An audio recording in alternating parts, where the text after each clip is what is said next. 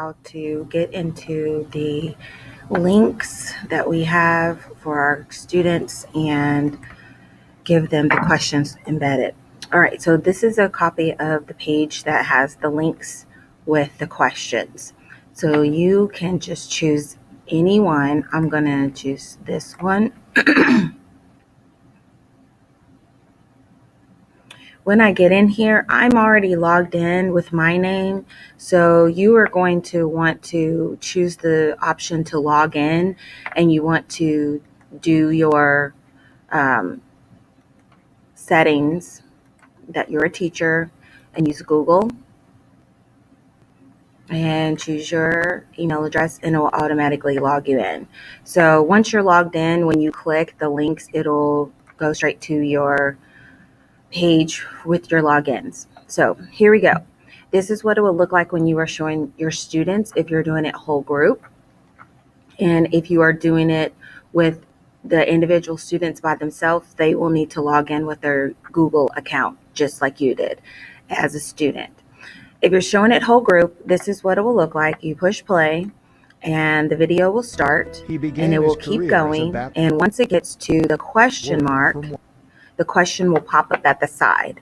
Some of the questions are embedded that you may not skip, and some of them are made so that you can skip or cannot skip. So you will know if they are allowed to skip the questions. I try to pick videos that they cannot skip if they're doing it alone, because that way I know their engagement is true and they have to answer the questions to move on. So once they answer the questions, it does not tell them if it's right or wrong. So if they choose that and they click submit, this particular test does. So it will tell them the correct answer, and it does tell them that they have done it wrong. It will also give them an option to rewatch that portion so that they can learn what the correct answer would be. They are not allowed to change the answer, however. Americans went to separate public schools. So you just continue on, and again, when it gets to it, it will give them the answer, and then here I put the correct answer, so it told me I had 100%. Screencastify gives me the option of making this video for you. Edpuzzle gives you the option of viewing the videos with questions, and they do have an option of a grade book. So all of the questions that they're getting correct or incorrect will spin out into the grade book, and you'll be able to populate that data. So you can continue on letting them watch the video all the way to the end, and at the end they would be able to submit and turn it in just like normal. I'm going to close that out. I want to show you what it is like in order to get an Edpuzzle and make your own. So for my particular classes, I have them listed here.